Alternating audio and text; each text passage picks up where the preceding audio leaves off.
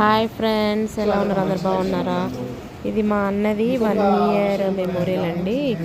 Last year April 29th చనిపోయాడు మా అన్నయ్య. అయితే నిన్న మా మమ్మీ మెమోరియల్ చేసిందండి. మా మామయ్య మాట్లాడుతున్నాడు.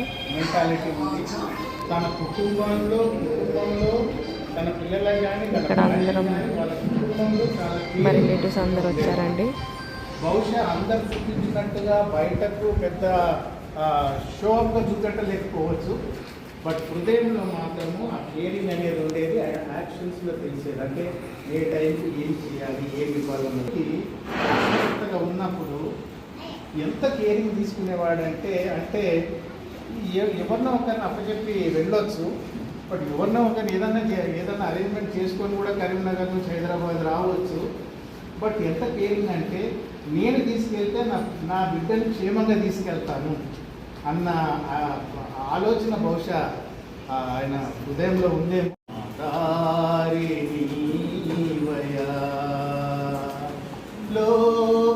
లోకయాత్రలో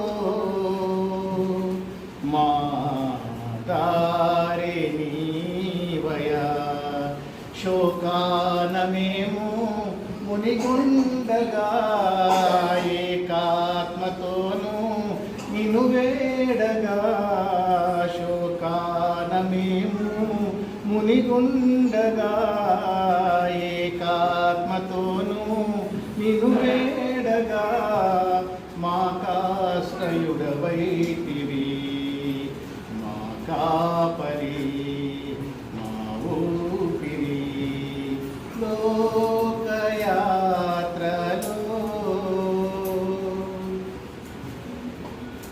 ఏమేము చేయాలని మదిలో తలచాడు ప్రార్థించి, ప్రేమతోడను పనులే చేశాడు ఎన్నిటినో. ఏమేము చేయాలని మదిలో తలచాడు ప్రార్థించి, ప్రేమతోడను పనులే చేశాడు ఎన్నిటినో. పామరుండై బ్రతికాడు, క్షేమపురమే చేరాడు. పామరుండై బ్రతికాడు, క్షేమపురమే చేరాడు. సమాధాన లోకమునా శాంతి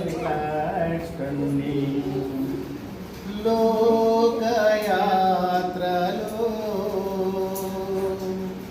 గతకాలమందున ప్రభువా కష్టాలనోర్చాడు, వ్యతిరేక స్థితిలందున ప్రభువా నిన్నే కొలిచాడు. గతకాలమందున ప్రభువా కష్టాలనోర్చాడు, వ్యతిరేక స్థితులందు ప్రభువా నిన్నే కొలిచాడు. స్థితులేల ఉన్నా అతి ప్రేమతో, స్థితులేల ఉన్నా అతి ప్రేమతో తన బాధ్యతంతా నెరవేర్చెను. బ్రతికున్న కాలము నీ శక్తితో, నీ వాక్యముతో. లోకయాత్రలో మా దారినీవయా, ఈ సంతాపమున ప్రభువా తల్లిదండ్రులతో తోబుట్టువులతో, ఈ సంతాపమున ప్రభువా తల్లిదండ్రులతో తోబుట్టువులతో, నీ సత్యవాక్యముతో ప్రభువా మాట్లాడు మీరీక్షణం. ఈ సాక్ష్యమే మా మాటగా వ్రాసాములే ఒక పాటగా ఈ సాక్ష్యమే మా మాటగా రాసాములే ఒక పాటగా మా ప్రియుడు వరి బాబుపై అతి బాధతో కంబుతో లోకయాత్రలో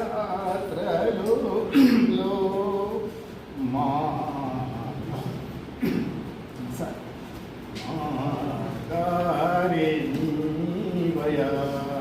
శోకాన మేము మునిగుండగా ఏకాత్మతోనూ నిన్ను వేడగా మాకాశ్రయుడవైతివి మా కాపరి మా ఊపిరి లోకయాత్రలో.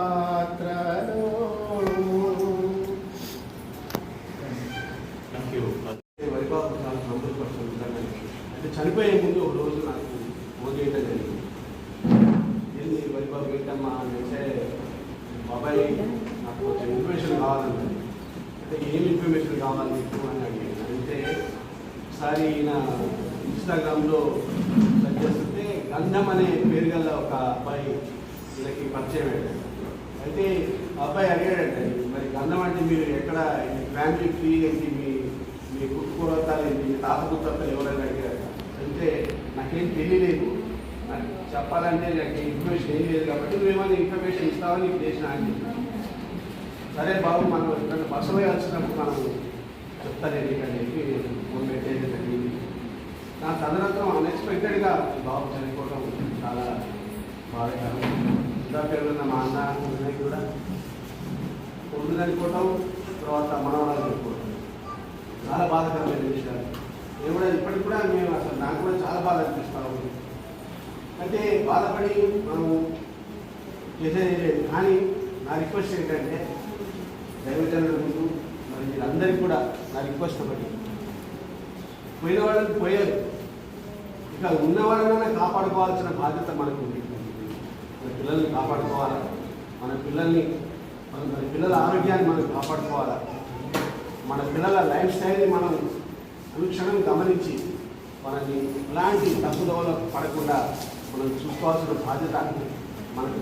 చనిపోయిన వాళ్ళు పొరపాటు చేశారని నేను అంటలేదు, కానీ మనం కేటాయిస్తారు పిల్లలు నీట్లో ర్యాంక్ వచ్చిన ప్రతి పిల్లవాడికి, ప్రతి అమ్మాయికి సిఎంసి హాస్పిటల్లో మనకు సీట్లు ఉంటాయి. ఇది మనం గమనించాలి.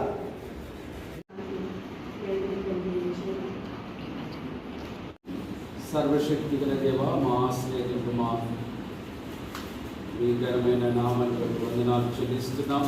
మీ కుమారుడు మా యొక్క ప్రియుడు గంధం శామ్యూల్ గాడ్సినటువంటి వందనాలు ప్రభా. కుమారుడు నీ చెంత చేరి సంవత్సరం అవుతుండగా విడిచి వెళ్ళిన వారి తల్లిదండ్రులు ప్రభా, తోబుట్టులందరినీ మీరు దీవించి కాపాడి ఓదార్చినందుకు వందనాలు. మరి కృతజ్ఞతలు చెల్లించడానికి విడుదల ప్రభా ఈ కూడికను వారు ఏర్పాటు చేసుకుని ప్రభాని కృతజ్ఞతలు చెల్లిస్తూ ఈ వాక్యాన్ని ధ్యానిస్తుండగా మీరే మా అందరితో మాట్లాడి, నేను కాదు కానీ ప్రభా ఈ వాక్యం ద్వారా కుటుంబాన్ని ఆదరించి బలపరచమని పొందమని యేసుని పరిశుద్ధ నామంలో ప్రార్థించి వేడుకొంచున్నాము తండ్రి. పునరుత్థానాన్ని ప్రకటిస్తాడు.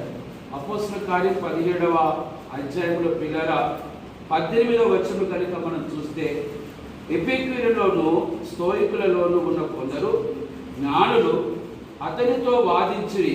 కొందరు ఈ వదలుపోతూ చెప్పినది ఏమిటని చెప్పుకొని అతడు యేసును గూర్చి పునరుత్థానం గురించి ప్రకటించెను అన్నాడు. ఇక్కడంట ఏథెన్స్ పట్టణములో, ఏథెన్స్ ఏంటిది? Aristotle, Plato, Socrates, Greek philosophers. ఆ రోజులలో విద్యకు జ్ఞానానికి కేంద్రంగా ఉన్నటువంటి ఏథెన్స్ పట్టణంలో జ్ఞానం కొరకు వారు ఎప్పుడు కూడా ప్రాకులాడుతుండేటటువంటి వారు. అలాంటి జ్ఞానం కలిగినటువంటి పట్టణంలో పౌలు భక్తుడు యేసు క్రీస్తు యొక్క పునరుత్థానాన్ని ఆయన ప్రకటిస్తూ